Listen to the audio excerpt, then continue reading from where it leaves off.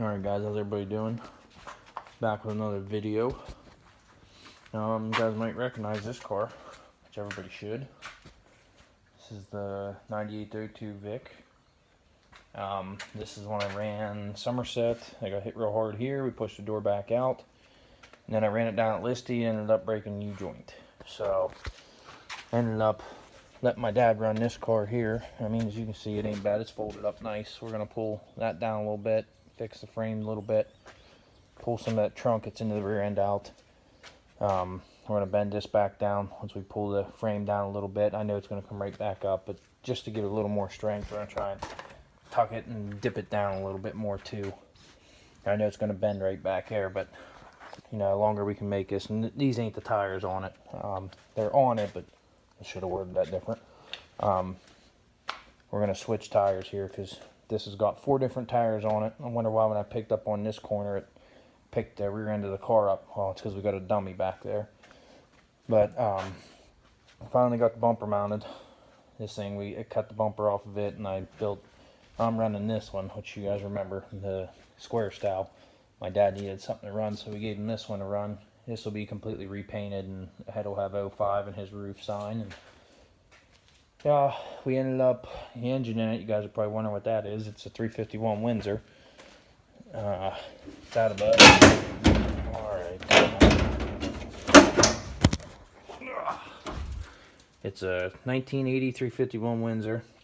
It looks like a hunk of junk, I'll tell you that. But it actually runs really well. It ran in the 411 car, which one of my buddies had left run.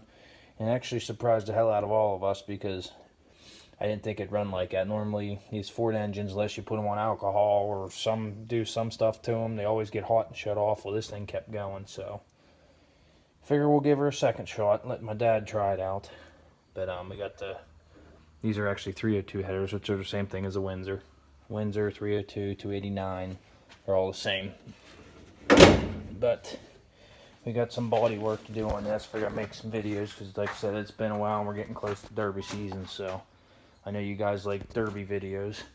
I am going to get some GoPro in-car footage of before the Derby. We'll just go cruise around the field, but I got one in my car.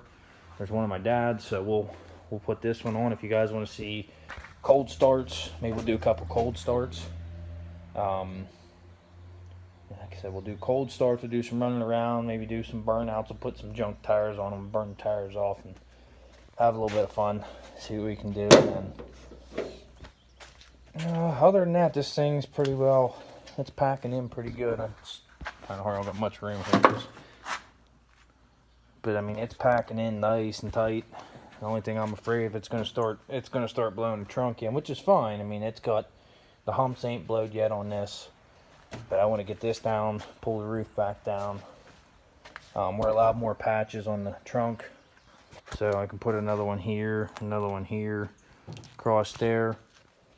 And let's see, switch the tires out, put some more in these doors. I don't know if we just got this all cleaned out because this had all my LS stuff in it. You guys probably remember the tank.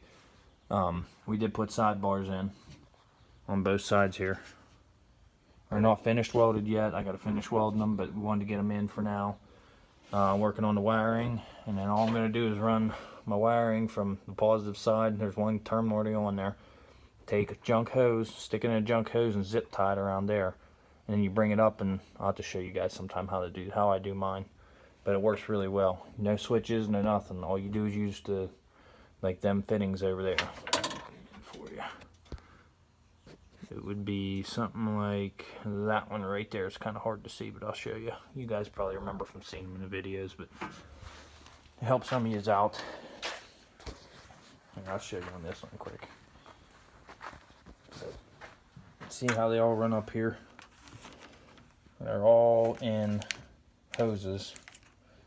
And then I run the hoses up through here, zip tie it, and then these are my the clips I use. These are the only 2 clips you need for here.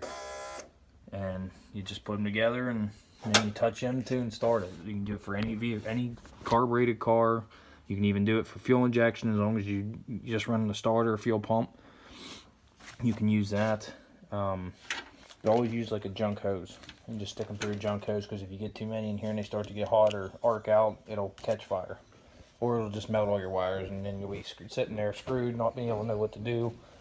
You have to completely rewire the car at the track, because I had a buddy do that one year. If he watches my videos, you guys might even know him, Devin Pritz. I told him when he showed up to the Derby, I said, man, that ain't gonna work. He told me, nope, it'll work. Went to go up for inspection, the damn thing, literally every wire melted on it. So, nice thing it was a Chevy, so we helped him out. I hurry up and rewired it for him quick. It was honestly only took like 15 minutes. So I ran new wires, hooked it up for him, and he was good to go. But that's why I do it that way. Always use a junk hose and put it in a junk hose, because if you don't, it might not melt, but I wouldn't take a chance.